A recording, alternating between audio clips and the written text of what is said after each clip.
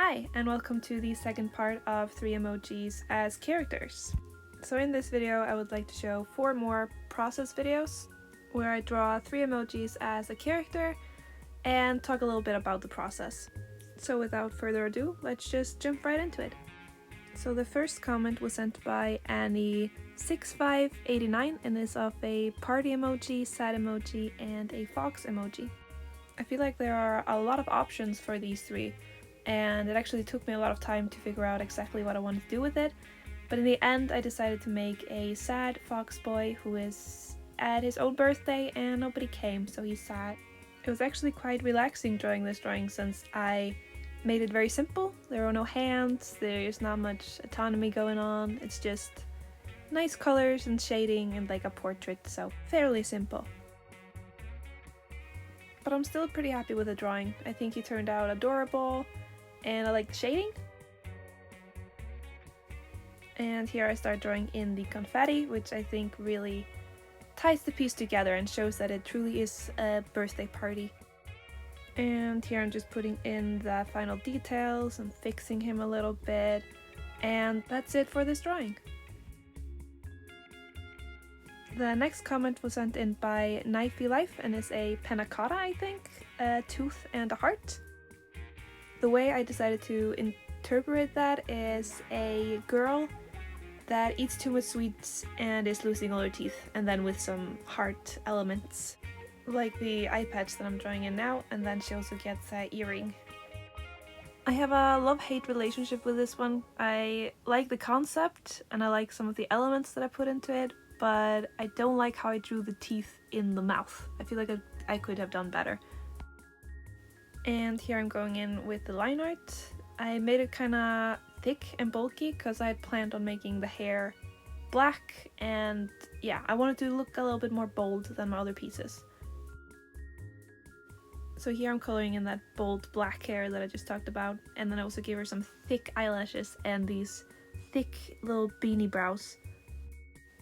And here I started shading in the face. I gave her purple under eyes to make her look a bit more tired and messy in a way, because she also has this messy kind of hair and she's losing all her teeth, so I kind of want to show that she doesn't really have it all together. I also go with purple for the main color of this drawing. The main reason for that is that I don't really use purple all that much, so I wanted to kind of challenge myself, and I actually really like how it turned out. And here I start drawing in the plate and the panna cotta, which actually turned out to be my favorite part of the process. I just think it looks very nice, I don't know. And here's the finished drawing. The next one was sent by Official Candy Kitty, and it is a mushroom, a basket, and a little cat. I decided to make a kind of cottagecore inspired drawing where it's like this cottagecore girl with a mushroom hat holding a cat, and she is on a picnic with a basket.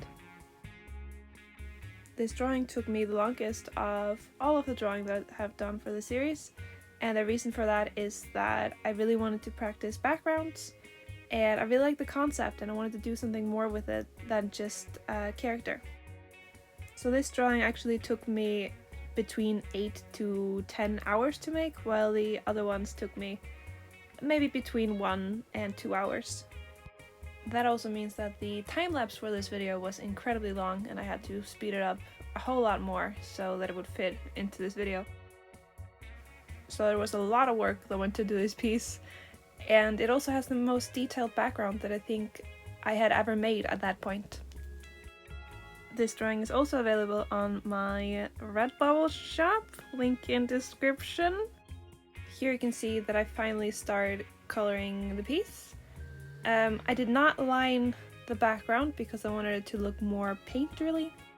I actually ended up using a pretty limited color palette for this drawing. I used red and white and brown for the character cat and the basket, and then I used green, white, and red for the background. Here you can see me coloring in the background. I actually went back and forth quite a lot because I didn't know what I was doing and I was just playing around with it. I'm still pretty happy with the piece, even though it's been a year since I made it, and the autonomy is a little bit wonky, and I think I could draw the cat better today. But overall, I still think it's a strong piece, and I love the background.